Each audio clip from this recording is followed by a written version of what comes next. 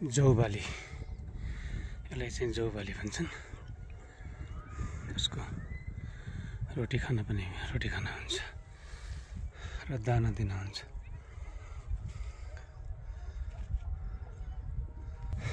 सुन्दर देखिने हुम्ला जिल्ला सदरमुकामको हेडक्वार्टर सिमीकोट हो।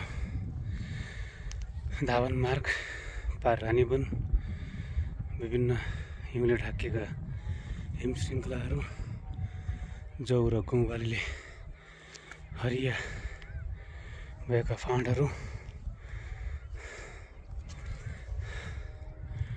प्राकृतिक सौन्दर्यले भरिपूर्ण रहेको यो सिमकोट भ्यालीमा तपाईँहरू आउन सक्नुहुन्छ। यहाँबाट मानसरोवर कैलाश पनि दर्शन गर्न जान सकिन्छ र यी जिल्ला सदरमुकाम नजिक विभिन्न तालहरू, मन्दिरहरू पनि रहेका छन्।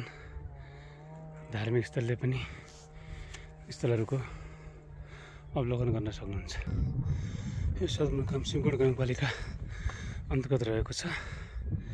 8वटा वडा छन् र सिमकोट बजार 2टा वडा 6 र 5 रहेको छ।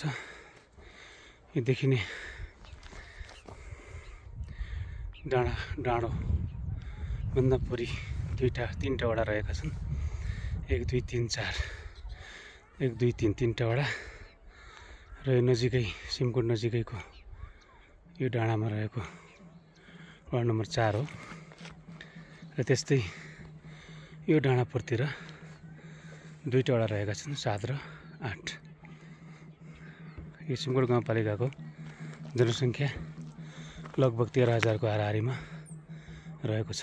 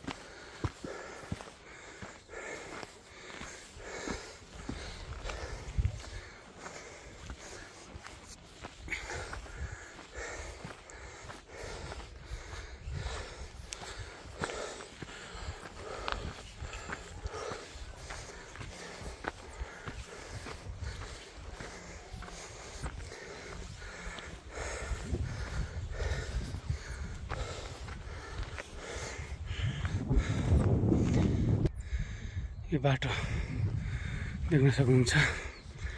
यो हिल्सा सिमकोट कर्णाली कोरिडोर अन्तर्गत रहेको छ। यो बाटोबाट हामी चाइनाको बोर्डर हिल्सा पुग्न सक्छौँ र हुम्लाको सुन्दर ठाउँ लिमी भ्याली पनि भिजिट गर्न सकिन्छ यो बाटोबाट। त्यस कारणले सौन्दर्यले भरिएको यो जिल्ला। अर्को म तपाईँलाई जानकारी दिन चाहन्छु, हुम्ला जिल्लामा 7वटा गाउँपालिका रहेका छन्। त्यसमध्येको सदरमुकाममा रहेको गाउँपालिका र सदरमुकाम सिमीकोट हो।